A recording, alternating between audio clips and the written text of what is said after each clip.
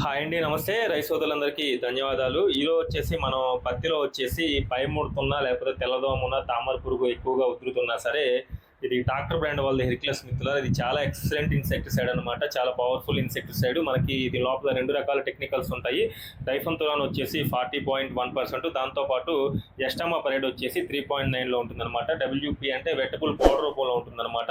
దీని డోస్ విషయానికి వచ్చినట్లయితే ప్రతి ఎకరానికి కూడా 250 గ్రాములు మనం తీసుకొని స్ప్రే చేసుకున్నట్లయితే పత్తి పంటలో వచ్చే తెల్లదోమ కానీ, పచ్చదోమ కానీ, తామర పురుగు కానీ, పై ముడత కానీ వీటన్నిటిని నివారించుకోవడంతో పాటు మనకి ముడత సమస్య ఏదైనా ఉన్నా సరే ఖచ్చితంగా కూడా మనకి ముడతను అనేది నివారించుకోవడంతో పాటు వచ్చే ఇగురు నీట్గా రావడంతో పాటు మొక్కకు మెత్తదనాన్ని అనేది ఇవ్వడం జరుగుతుంది మిత్రులారా. కాబట్టి పత్తిలో వచ్చేసి దీన్ని ఖచ్చితంగా కూడా మూడో స్ప్రేలో కనుక స్ప్రే చేసుకున్నట్లయితే మంచి రిజల్ట్స్ అనేది రావడానికి అవకాశం ఉంటుంది. ఇది పత్తి పంటలో పాటు మనకి మిరప పంటలో కూడా మనం స్ప్రే చేసుకున్నట్లయితే మంచి ఫలితాలు అనేది రావడానికి అవకాశం ఉంటుంది. మనం ప్రతి సంవత్సరం కూడా మన పత్తిలో వచ్చేసి మూడో స్ప్రేలో వచ్చేసి ఖచ్చితంగా కూడా హెర్క్యులస్ అనేది స్ప్రే చేసుకుంటాము.